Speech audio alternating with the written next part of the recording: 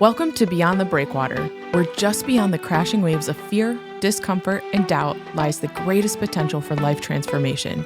We want to guide you into the open waters where the calculated risk you take becomes the turning point for you or your organization to thrive. So draw up your anchors and prepare for departure in this week's episode of Beyond the Breakwater.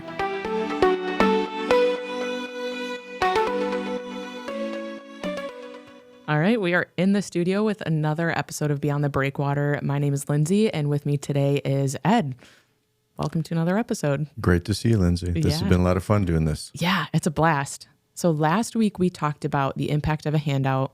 If I had to try to recap it, I would say that we are talking about this dilemma of giving, of when to extend something for free, but when that can really be harmful, when that can kind of take people into a place of stripping them of their dignity. And we're really not wanting to do something that someone can do for themselves.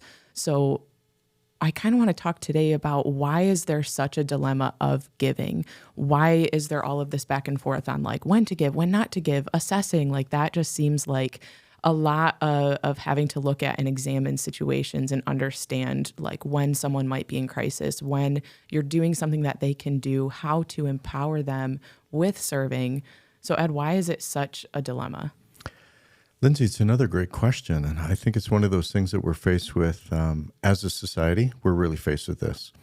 We want to help people. The way that God wired every one of us, it's to make a difference and have meaning and purpose in our life. And I think the way that we understand that is by doing something for someone else. And I think it's kind of interesting. I just want maybe us to think about. It's only on planet Earth that we're actually going to be able to do the things that we're doing. We're never going to be help somebody with food or clothing or job. We won't get to do these things in heaven. We won't help people get healing or comfort them. So this is the only time in our whole life we're ever going to be able to do something like this while we're on this earth. So the problem comes in is how do we do it? And how do we do it well? Because we can do a lot of things, but it doesn't mean it's helpful. And I think there's a lot of things that we're doing for people that they can do for themselves. And we don't realize it, but we're really hurting them and robbing them. That's kind of what we talked about last week. And I think we're just going to take this a little bit deeper. And I would imagine last week and this week, people are going to wrestle the most with these two weeks, because if you really take these things to heart, it's going to fly in the face of what we're all doing and how churches are serving and how churches are giving. And I think in so many ways, we're doing more damage than good. And so it is a dilemma. We don't really know how to navigate through this. Mm-hmm. And I would say, as a starting point in this, the reason why we're having such a hard time is it goes all the way back to the 1960s when Lyndon B. Johnson came into his office as president. The goal was to eradicate poverty. Never before in the history of America have we had a president and a society that said we're going to eradicate poverty. And how they did it is they said, if we give people enough material goods, they will always make the right decision. They will always do the right things, and it'll lift them right out of poverty. And so all of the things like Medicare, Medicaid, all those things that started, now they're causing troubles because what they realized was all of these policies didn't do what they had hoped it would do. In fact, it did the opposite. It created a dependency. Mm-hmm. And as a society, because we've never had a dependency on the government per se, that it's caused a dilemma for how do we give now? And so some people, by choice, are not wanting to work because they have a safety net of getting payments from the government. Get on disability. That's a big thing in Michigan right now. If you live in a place of lower resources, get yourself on disability. Find a doctor, find a lawyer. Somebody can get you on disability because if you get on disability, you have an income. Now you don't have to work. Now you don't have to do anything. So we're appealing to a safety net, even though we really shouldn't. And so this becomes a problem for all of us, so that when somebody is not working, maybe by choice, living off of government and the safety net, Then they come to our churches and say, you know what, I'm kind of hungry. Can you help me eat? And they're able-bodied people. They can work, and they really need a job, and dignity is really important, but they've almost like lost their dignity. And we've never seen that. And I think today we're seeing this in droves. And so the dilemma is, how do we really help that person? So this seems like a problem that is like the government welfare programs exist. To take that on as a single-handed person is probably near impossible. Impossible. So where can the church step in? Where can businesses step in? What should be the new model for how to work with a system that is giving handouts? Yeah, okay. Let's talk about, just review for a moment, because I don't think we spoke well on it last week. I didn't. There are times that you need to help. When somebody's house burns to the ground, they need immediate assistance. I mean, they need clothes. They need a place to stay. They might need cars. They need money. They need food. So communities should just lavish on them everything that they need to get them going again. But there has to be a stopping point. There has to be a transition point where you transition from, we're giving you everything. That's where you can create a dependency very quickly. Where now, why would I try to better myself because I'm getting so much from all these people? So there has to be like an ending point or a transition point where now we're going to help you, get into that car, but you're going to pay for it. And we're not going to give you a car. We're going to help you buy a car. We're not going to give you a place to stay. That's a temporary shelter, but now you have to go back to work and you got to start earning money, and maybe we can help with maybe somebody can help with a loan or low interest loan. How do we do this in the transition? But then it has to go from we're giving it to you to I'm transitioning, I'm starting to provide as I'm able for myself to the point of now I'm self-sufficient. So there's times when hurricanes hit, tornadoes hit, crisis, all of a sudden a breadwinner is now not able to work in a car accident, and you have a family that I can't even pay my mortgage. We're living paycheck to paycheck, and we really need the help of the community. That's when the community steps in, but the community has to get out. So that is okay to give for free in that situation. Giving. Should, in your experience, there be an explicit plan from the beginning of maybe in your mind as the giver, as the person stepping in to help? Should there be an end date in mind, or is that something that you assess as you're going? It's not necessarily an end date. It's when the circumstances begin to change. Do they need a job? I mean, is it somebody who's working or not working? If they're not working and their house just burnt down, get that person a job quickly. But maybe they can't work yet because they're dealing with their circumstances. But help them help themselves. Which takes a level of investment. It does. As a person-to-person relationship. I think sometimes in America, at least, what we want to do is like, okay, we see someone in crisis mode, we give them money, and now I'm off the hook, and That's right. They're taken care of. Right. And so the transitional period exists because there is a person relationship there. Right. So we had somebody come to us years ago. They needed help with rent, and they lost their job. Primary breadwinner, and the spouse was working very part-time, and he lost his job, and he couldn't find another job, and he came to us and asked for help, and I said, we're going to help make sure that you don't lose your home. So actually, as a church, we were paying their mortgage, and this was going on, and I kept following up, how's it going with work? Have you found something? No, not yet. Or I found something part-time. I can't make my mortgage payment. So we were helping. We were helping until I saw posted online their vacation pictures.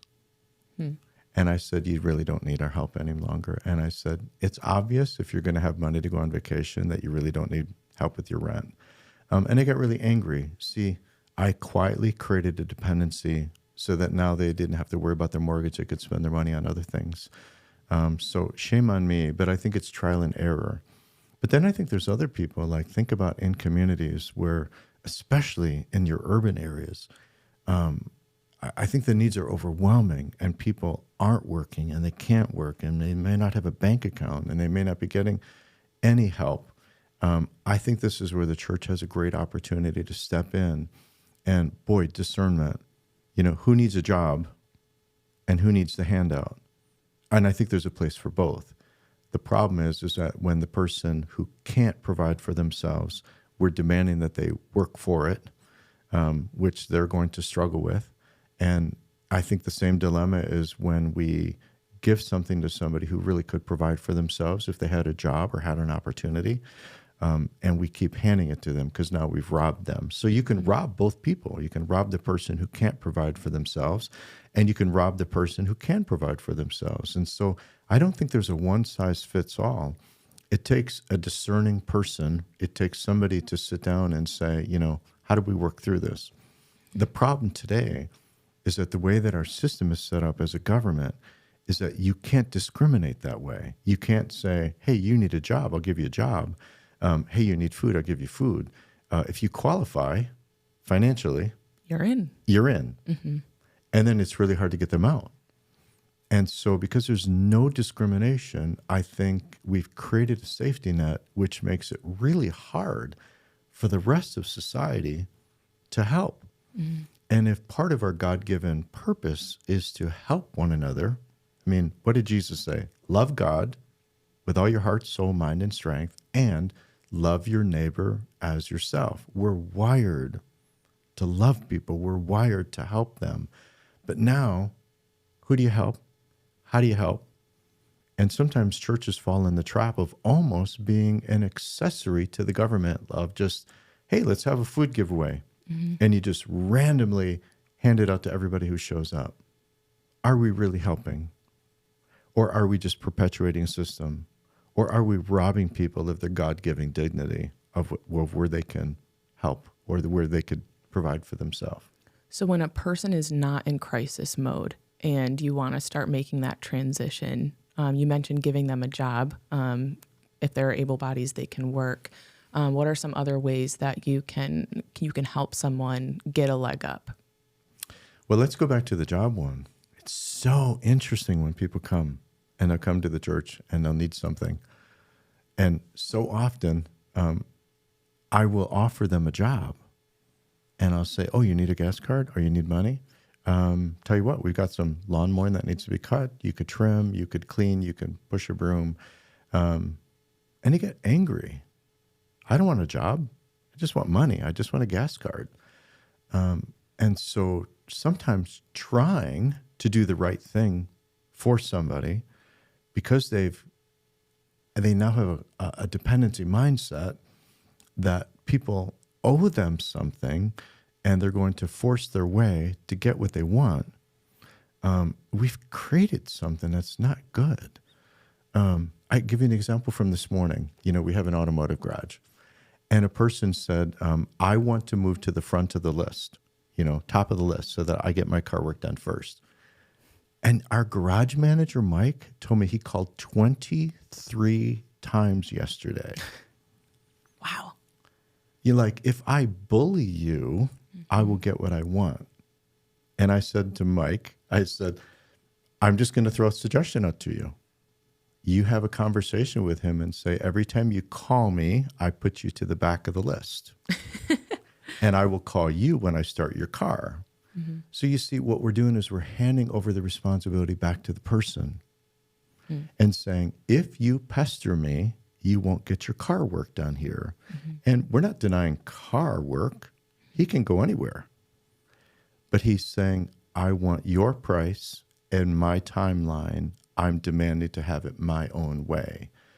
And we very simply said, every day you call, you go to the back of the line. And right now the back of the line is next week. Mm-hmm. So keep calling. Mm-hmm. And trusting someone with a boundary. It's a boundary, and it's giving them responsibility instead of I'm taking responsibility for somebody else. Like if you can't work, I'm so happy to help you. But if you can work, here's a broom. Earn it. But a lot of people don't want that. And that's what's so hard about giving today.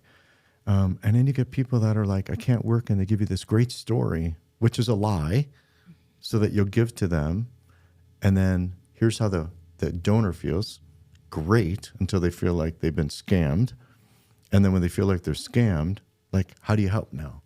So this dilemma of helping people is one of the hardest things that I think all of us face. Mm-hmm. So just last week, I was pulled up behind a couple cars, and there was somebody who had a homeless sign.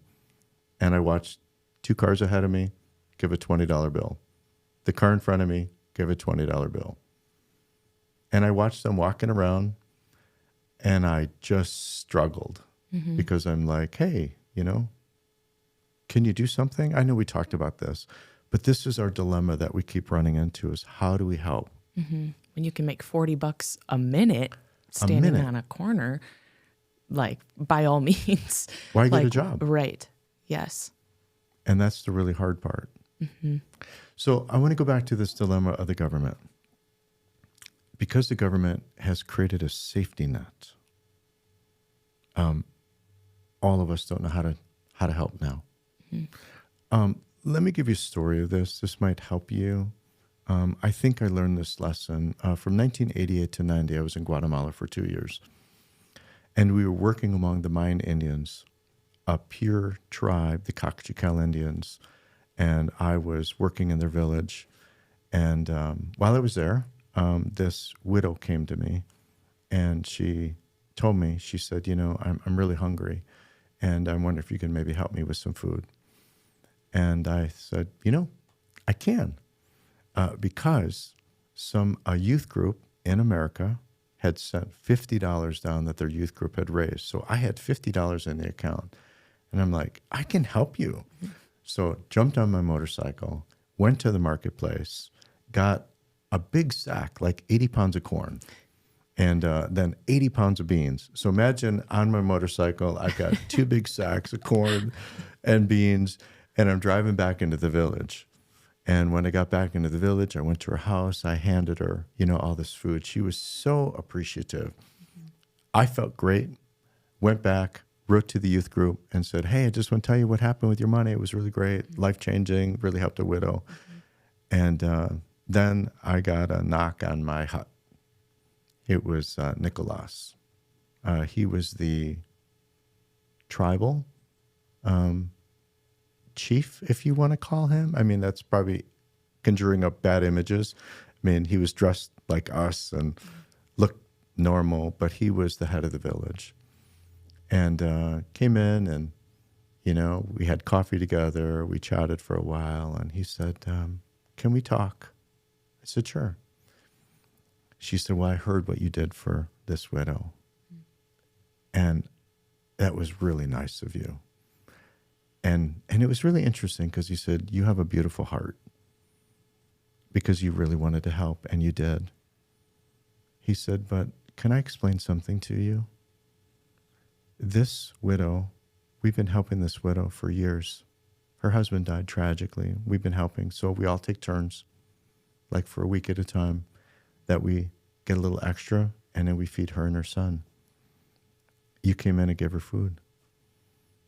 You know what the rest of the village has now said? Let the white person help her. We're done. And by now I'm not feeling good anymore. Mm-hmm. Here I thought I did a great thing. And he said, and I want to tell you the truth. It's very possible that she's going to become a prostitute for the rest of her life because that's going to be her only means to provide for her family. Wow. Okay, now, can you imagine how I'm feeling? Like, what did I just do? What did I just do? I apologized. I started to cry with Nicholas. I said, I didn't mean to do that. He said, I know. He said, I'm going to really try to get the village, and I'm going to tell them that I talked to you and that you realized you made a mistake and you should never have done that. And don't ever do anything for her again. In fact, he said, I don't want you to ever do anything for anybody in my village ever again without my permission. Mm. That was a very hard lesson. Mm-hmm. It's when I realized the damage of a handout. And so I when I came back to America, and you can't help but think about this over and over. Helping somebody is really hard. And sometimes we think we're doing the right thing. Actually, we're not. There are times to help. There are times the best help you could say is, here's a broom. And there's other times the best help is, here's a sandwich because I know you're hungry. So the culture was pretty different over there from what we see in America. Yes. America being really, really individualized. Like, you don't really see a lot of like the community stepping up to help out. Right. Like, I think if I was in a crisis mode, like my maybe close friends and families would know, but not my neighbors or anybody surrounding me. Right. So how does that translate to the American culture? Mm-hmm. Well, here's the dilemma. That's why we keep talking about a dilemma. Not only do we have a government system, but we're from Midland, Michigan. There's a lot of agencies that are helping. For example, we have an emergency food pantry network. Lots of churches have pantries. And so when people call 211, which is a source of help, it's kind of a clearinghouse, and you say, I'm hungry, then they say, okay, call this person, call that person, go to this organization, go to that organization.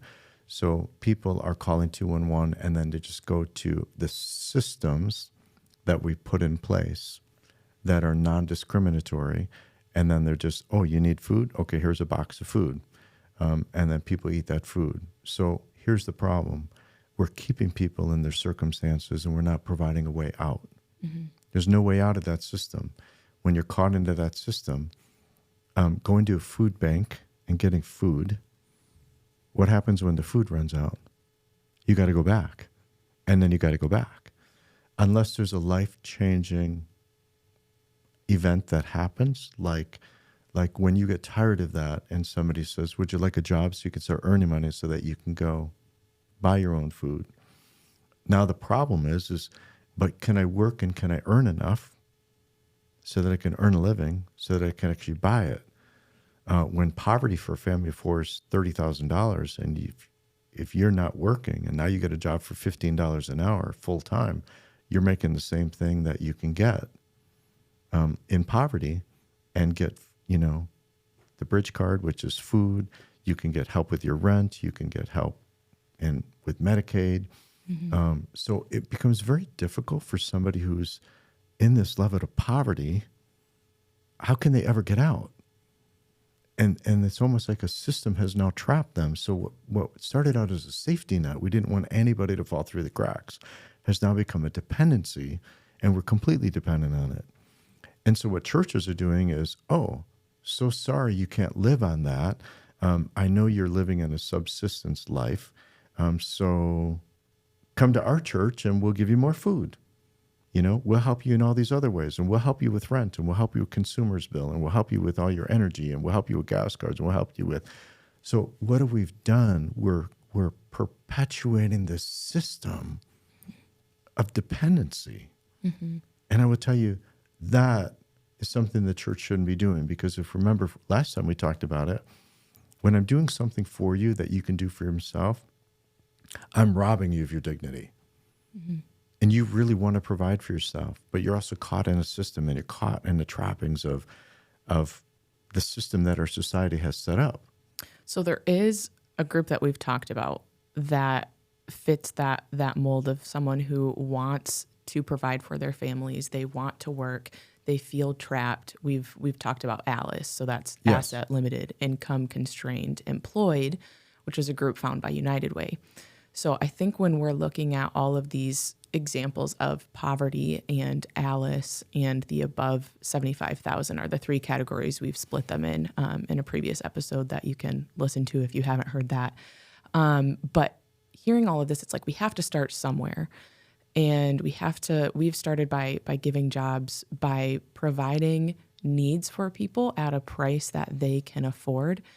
And the government will catch those who are in poverty, which how many like percentage wise are in poverty in Michigan? I think it varies by state, but there's about 18% of the population. I believe that's the number in Michigan that just came out. So 1 out of 5 people are in poverty. And then how many are in Alice in Michigan? Another 25%. So that's a larger portion of people than in poverty who, by the means of providing opportunities for people to step out from that safety net and exit crisis mode when they maybe aren't in crisis mode, like that's where you can serve people in the both Alice and below. Yeah, I think you provide opportunities. Again, it's going to go back to provide opportunities for them to do it for themselves. Okay, now I do remember those statistics. In Michigan, it's 39% are Alice and below. About 25% are Alice. And so that would make about 14% in Michigan are in poverty. So a little bit less than 1 out of 5. But you're right. I think we need a system where don't do it for them. That's the key. If there's one thing that I wish I could just say over and over and over again, stop doing things for people that they can do for themselves. Provide them an opportunity for them to succeed, not the end result. Give them a chance to earn money to go buy their food instead of giving them food. So a question that's kind of rattling around in my mind is, okay, we're talking about all of these systems and solutions, but when we're looking at how like Jesus did ministry, I look at that and I'm like, okay, he gave food for free. Like Jesus never provided something and said, okay, now pay me for it. So why is this model important, or why are we creating something that when we have like scripturally in the Bible, like can't we continue doing Jesus or ministry like Jesus did? Yeah, that's a great question that I'm sure is going to be, people might disagree with me and they might be challenged by this as well. In Jesus' day, there was no safety net. I think at the core, I want to look at what Jesus did. He gave of himself. And I think that's probably the most important thing. He didn't have a stockpile of food and he was handing it out. He didn't have a stockpile of clothes and he was handing them out. He gave of himself all the way to the very end. He gave of himself when he died for us and then rose 3 days later. He had the clothes on his back. So I think the difference is he served people. Now, what gift did he have? He had a gift of healing. I mean, he was God. So when people came to him, and let's just say they were blind, and he gave them sight, I would imagine, I know this is not in the Bible, but I would imagine that person went and could start working. When a person was crippled, and he healed them, now they didn't have to beg anymore. They could actually go work. I mean, when he healed somebody who couldn't walk and he said, take up your mat, stand up, take up your mat and go home. They got up, they picked up their mat and they started walking home. I would venture to say they never went back to that place to beg again. See, it was a life-changing experience. They came in, a hand withered, and now it's restored. Now they can use 2 hands to provide for themselves. See, we never hear the rest of that story. But I think the rest of the story is he gave them the ability to actually go and provide for themselves. And I think that's the key. When he was doing food, like wine, they ran out of wine. He wouldn't have done it if it wasn't for his mother. His mother really arm twisted him. He said, it's not my time. And just do as he says. Mom kind of overruled that. And I think he was honoring his mom by changing the water into wine. And it was also great for the family that received it. And they were honored by what he did. Of course, he didn't charge for that. He didn't charge for when he fed people, the feeding of the 5,000 plus, women and children, so maybe 20,000 people. He'd been preaching to them, and they were hungry. And he knew they were hungry, and his disciples said, come, send them away so they can go get food for themselves. Think about that. So they can provide for themselves. And Jesus said, you give them something to eat. So he turned this teaching moment into a great miracle, and he fed them all. But he also knew that now their bellies were full. They're going to get home hopefully safely. and they just witnessed this incredible miracle.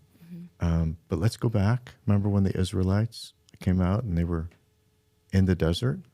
God fed them every day. But he fed them every day, but they still had things to do. They still had jobs in the community and things that they would go do. So I think when we talk about how Jesus did it, it may be a little different because there was no safety net. If he sent 20,000 people into local villages, can you imagine a little tienda? I mean, a little store, a little storefront? 20,000 people show up in your little store? Mm-hmm. He also knew they could not provide for themselves. And if you sent them all, how many hours would they have to work to go to a place to get food? And some might not make it because they're too hungry. Mm-hmm. So I think it's amazing that he just gave of himself and provided for them. But here's the other thing too. Wasn't that a one-time crisis? We can call it a crisis. Wow, the day's over. Everybody's hungry. He fed them. Mm-hmm.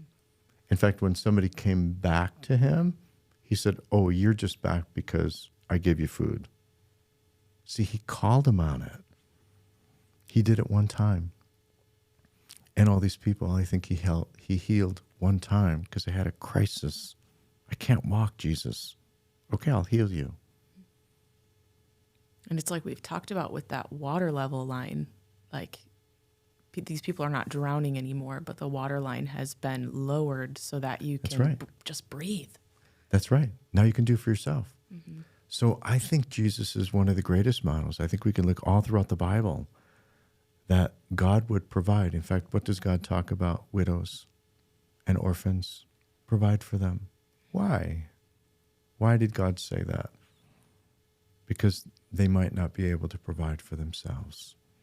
Provide for them on an ongoing basis, and that's the difference. On an ongoing basis. Meet the crisis. Don't create the dependency. That's the greatest dilemma that the church faces today. Yeah. That's a lot of good stuff, and we are nearing the end of an episode, but we have more to come. We normally give listeners something to do before you go. Ed, can you think of something that other listeners can do? Oh, I think awareness is probably the most important thing. I would encourage people to go back and look at the scriptures and see how Jesus did it.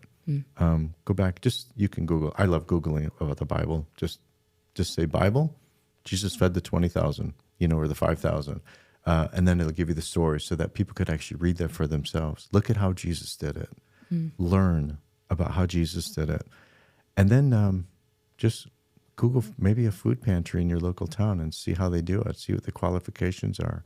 I think for people to start learning, we're so saturated in a system that this is normalized. And I think the church has to act different. The church has to do it like Jesus did. If the church would do it like Jesus did, crisis, take care of people. That's what Jesus did. Helping people provide for themselves, that's what Jesus did. And for those who can't provide for themselves, the widow, the orphan, take care of them. And I think he calls us to do. So I think awareness today. Just open your eyes, look at the resources in your town, and start to see that this is a systemic issue that the church shouldn't be participating in the way that is normalized, the way we just talked about. Yeah, that's great. All right. Tune in for another episode next week. Thanks for tuning in to this week's episode of Beyond the Breakwater, a podcast of Elevate Community Ministries. Don't let the conversation stop here. You can email us at hello@beyondthebreakwater.org. We would love to chat with you, answer questions, plan a visit, and help you take your next step. We'll see you next week.